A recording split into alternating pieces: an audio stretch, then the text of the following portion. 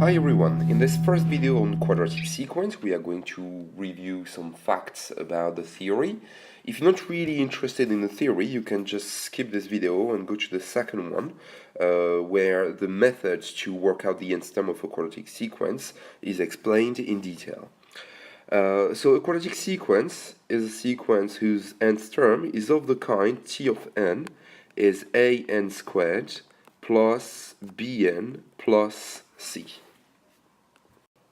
And what we are going to explain in this video is why the method that is presented in your textbook is working, why the first difference in a quadratic sequence is always a linear sequence, and a few other useful facts.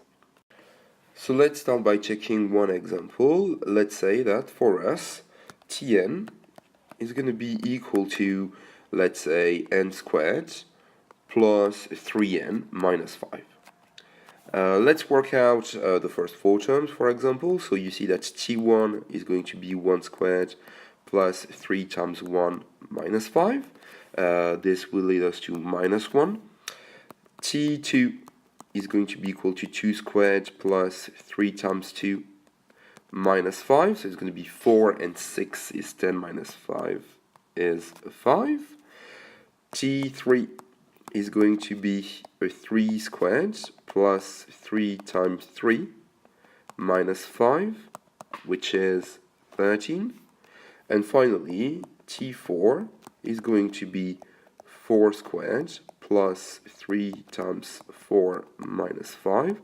So 16 and 12 make 28. So we have a 23 here. So here are the first four terms of our sequence. Let's have a look at the term-to-term difference.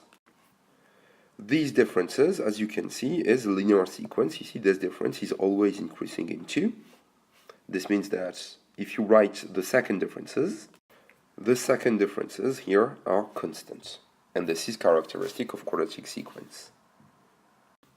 So let's come back to the theory and see if we can explain why the difference in between two consecutive terms in a quadratic sequence is actually a linear sequence. To do so, we are going to take the difference between two consecutive terms. So this means that we are going to take term number n plus 1 and subtract from it term number n.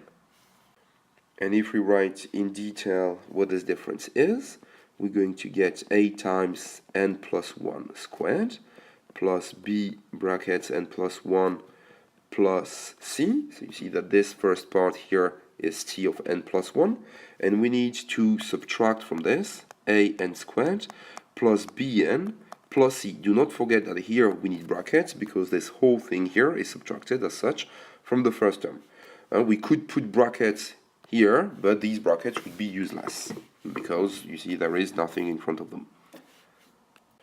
So let's now expand this expression. So let's first work on this n plus 1 squared is actually n plus 1 multiplied by n plus 1, which gives you this expression if you multiply out the double brackets here, and simplifies to n squared plus 2n plus 1. So let's use this expansion here in our expression to work out the difference in between tn plus 1 and tn. So we'll get a n squared plus 2an plus a from the first term here. We will get plus bn plus b from the second term there. And we'll get a plus c. Removing the brackets in the second part will lead us to minus an squared minus bn minus c.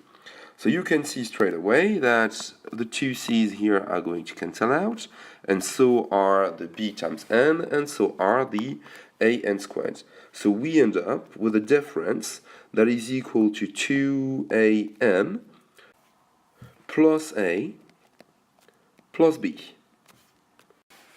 which is definitely an expression of the kind an plus b, where this a here is actually the 2a there, and the b there is the a plus b in this expression.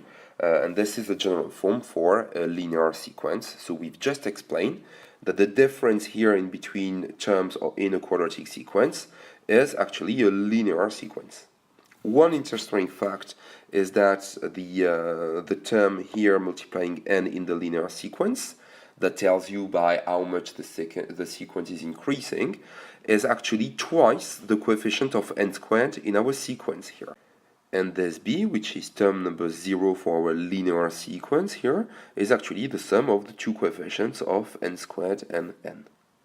So let's now check that what we found is consistent with the example we saw earlier. The sequence of the first difference here, 6, 8, 10, has actually general term 2n plus 4, because 4 here would be term number 0, and the difference is at 2. So this means that the 2 that we find here in the second difference, as we've seen before, should satisfy the equality 2 is equal to 2a, leading us to a is 1.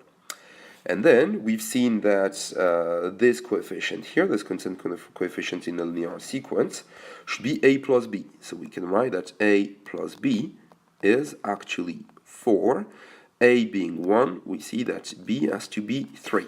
So we see that this general term for our sequence can be written as 1n squared, which is n squared, plus 3n plus a c. Good for us. These first two terms here match the first two terms we've chosen there for our sequence. The only thing that we need to work out now is the c, and we have different options to do so. One of them being to work out the value of term number 1 in this expression. It would be 1 and 3 is 4, so this is a 4, and 4 plus c should be equal to term number 1, which is minus 1. So this c has to be minus 5, so that 4 minus 5 actually make a minus 1. This way to find the nth term of quadratic sequence is slightly different from the one presented in the textbook. We are going to review this method presented in the textbook in the second video, and in the third video we are going to look at quite a few alternatives to find this nth term.